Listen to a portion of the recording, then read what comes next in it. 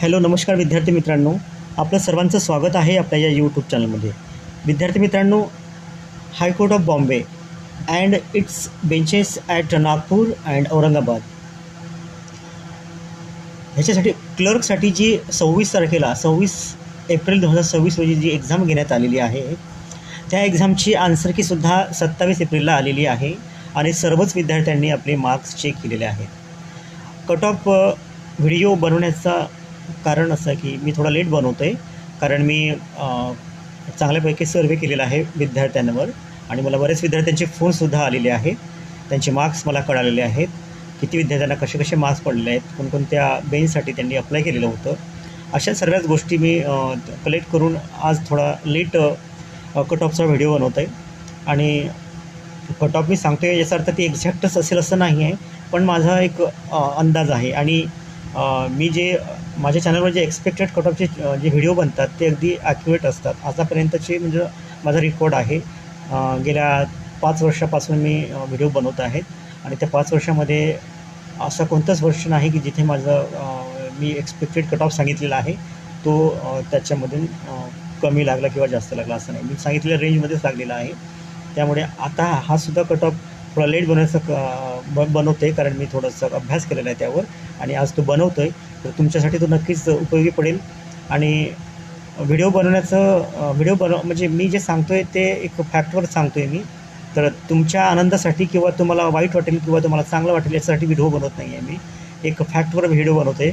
आणि 2024चा आणि 2025चा आणि 2026च्या एक्झामचा ह्या दोघांचं काही रिलेशन नाही कट ऑफमध्ये, कारण 2024मध्ये काही जागा होत्या, ते कमी जागा होत्या आणि फॉर्म होते आणि पेपर पातळी त्यांची वेगळी होती आणि इथं पण पेपर पातळी वेगळी आहे.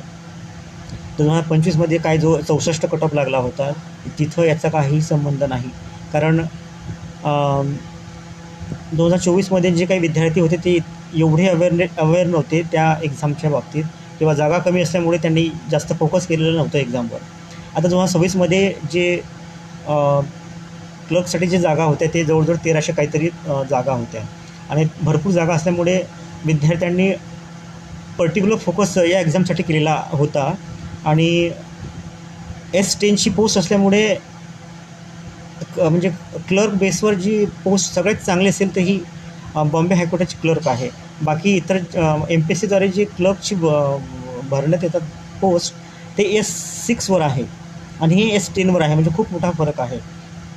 त्यामुळे जे विद्यार्थी MPSC कंबाईन ग्रुप सीचे जे सुद्धा पास झालेले आहे 2024ची ते सुद्धा याच्यामध्ये आहेत हायकोर्टाच्या क्लर्कसाठी, कारण इथं पे स्केल छान आहे आणि जॉबचं ठिकाण खूप छान आहे. बॉम्बे हायकोर्ट म्हणजे किंवा नागपूर बेंच किंवा औरंगाबाद बेंच हायकोर्टासारख्या ठिकाणी जॉब करणं म्हणजे अतिशय प्रेस्टिजियस मानलं जातं आणि इतर ऑफिसच्या तुलनेत. आणि इथं पे स्केलसुद्धा खूप छान असल्यामुळे विद्यार्थ्यांनी यांना खूप चांगला प्रायोरिटी दिलेली आहे, पर्टिक्युलर अभ्यास केलेला आहे. आणि MPSCचे पूर्ण जो काही गर्दी होती ती इथं जास्तीत जास्त त्यांचीच गर्दी आहे. म्हणजे जे न्यू विद्यार्थी आहेत किंवा नवीन अभ्यासाला लागले आहेत किंवा इतर अभ्यास करत आहेत त्यांच्यापेक्षा इथं या विद्यार्थ्यांनी जास्त बाजी मारलेली आहे असं मला दिसतं आहे. कारण एक्झाम ह्या 2026ची एक्झाम पातळी अक्षरशः सोपी होती. अगदी नवीन विद्यार्थीसुद्धा 60+ याच्यामध्ये कवर करू शकतो. तर जे विद्यार्थी अतिशय वर्षापासून अभ्यास करत आहे, MPSCचे एक्झाम क्लिअर केलेले आहेत त्यांनी 70+ इझिली कवर केलेलं आहे. काही जण 80+सुद्धा आहेत, पण 80+ असण्याचं प्रमाण कमी आहे. पण 70 ते 80मध्ये सुद्धा प्रमाण खूप जास्त आहे. आणि 60 ते 70 म्हणजे तर अक्षरशः पूर्णच जास्तीत जास्त गर्दी 60 ते 70मध्ये आहे. तर हा कट ऑफ असेल. जास्त न बोलता मी तुम्हाला डायरेक्ट कट ऑफवर येतो. माझं एक वैयक्तिक मत आहे, बेंच कोणताही असो, नागपूर असो, औरंगाबाद असो किंवा मुंबई असो, 65 ज्याही विद्यार्थ्यांना आहेत ते अक्षरशः सेफ आहेत. मी 60 नाही म्हणत, 60 माझ्यासाठी म्हणजे माझ्या सर्वेनुसार 60 मुळीच सेफ नाही आहे. त्याच्यामध्ये तो खूप म्हणजे डाऊटफुल आहे. 60 मार्क्स असणारेसुद्धा डाऊटफुल आहेत. पण जे 65 आहेत त्यांचं निश्चितपणे टायपिंगसाठी क्वालिफाईड होतील ते विद्यार्थी. 60 असणाऱ्यांना मला नाही सांगता येणार 60चं काय होईल ते, पण 65 ज्याही विद्यार्थ्यांना आहेत त्यांचं नक्कीच टायपिंगसाठी त्यांना बोलावण्यात येईल, जे टायपिंगसाठी ते क्वालिफाईड होतील आणि नंतर इंटरव्ह्यूसुद्धा असणार आहेत. तर जास्त न सांगता आता इथं तर कॅटेगरी वाईजचा काही संबंधच नाही, कॅटेगरी वाईज रिझल्ट लागत नाही, तर इथं एकच कट ऑफ लागतो. त्यामुळे जो 60वाला कॅन्डिडेट आहे त्याच्याविषयी माझं काही बोलणं नाही. तुम्ही काय करा, टायपिंग करा की नका करू याच्याबद्दल मी काही बोलत नाही, कारण तुम्ही तुमच्या अभ्यासावर तुम्हाला विश्वास असेल तर तुम्ही नक्कीच करू शकता किंवा करा, असं काही नाही, वाया जात नाही. पण 65वाले माझ्या मतानं 65वाले सेफ आहेत. 60बद्दल मी काही बोलू शकणार नाही, बस एवढंच माझं म्हणणं आहे.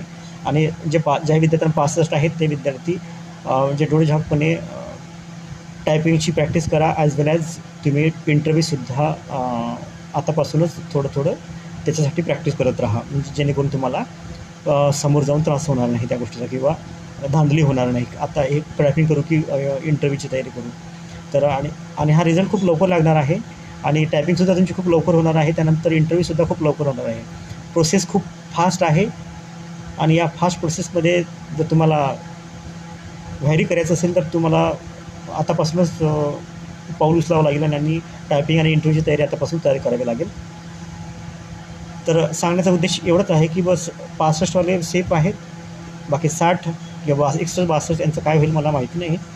झालं तर फारच छान आहे, व्हायला पाहिजे, 60वर सुद्धा व्हायला पाहिजे, पण मला त्याची गॅरंटी नाही.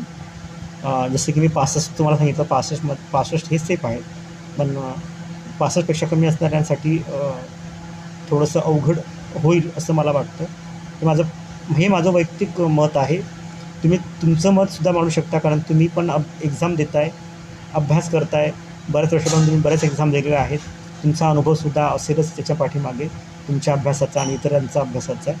तुम्हालासुद्धा कळू शकेल की हे कट ऑफ कुठपर्यंत लागू शकते. तर आय होप तुम्हाला हा व्हिडिओ आवडला तर नक्कीच चॅनलला सबस्क्राईब करा, लाईक करा आणि आपल्या मित्रमैत्रिणींपर्यंतसुद्धा शेअर करा. आणि व्हिडिओ बनवण्याचा मागे म्हणजे मी तुम्हाला खुश करणं किंवा तुम्हाला नाराज करणं असा माझा मुळीच नाही आहे. बस एवढंच सांगून व्हिडिओ थांबवतो. Thank you so much.